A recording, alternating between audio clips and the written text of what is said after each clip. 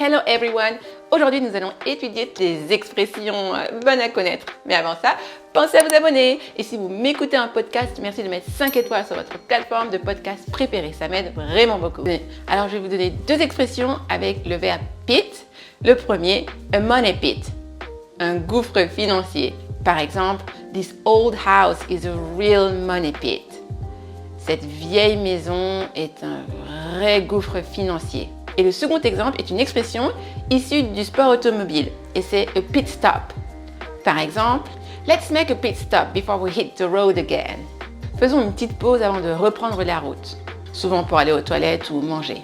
Maintenant, expression ou tournure familière avec le verbe spit. Et celle-là, je l'aime bien. Je l'ai entendue récemment sur le quai d'une gare où une fille disait à son copain « Spit it out !» Spit it out. Ça veut dire « crache le morceau ». Elle disait « Come on, spit it out, what happened ?» Allez, crache le morceau, qu'est-ce qui s'est passé? Et la seconde expression, c'est « to be spitting mad ». Ça veut dire être furieux au point d'en cracher. Oui, donc être vraiment furieux. Par exemple, « She was spitting mad when she found out the truth ». Elle était furieuse quand elle a découvert la vérité. Et les deux dernières expressions avec le dernier verbe « spill ». Alors, une expression qui m'est personnellement déjà arrivée. Vous me direz en commentaire si ça vous est arrivé aussi. To take a spill. I took a spill while biking in the mountains. J'ai fait une chute en vélo dans les montagnes. Est-ce que ça vous est déjà arrivé? Dites-le moi. Je me sentirai moins seule.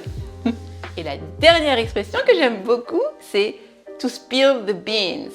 Laissez-moi vous l'expliquer grâce à cet exemple.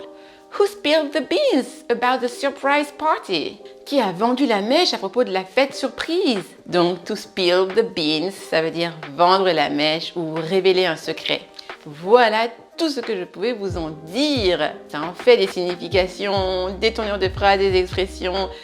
Utilisez ces trois verbes et les expressions dans les commentaires pour vraiment vous les approprier. D'ailleurs, est-ce que vous connaissiez certaines des expressions que je vous ai enseignées?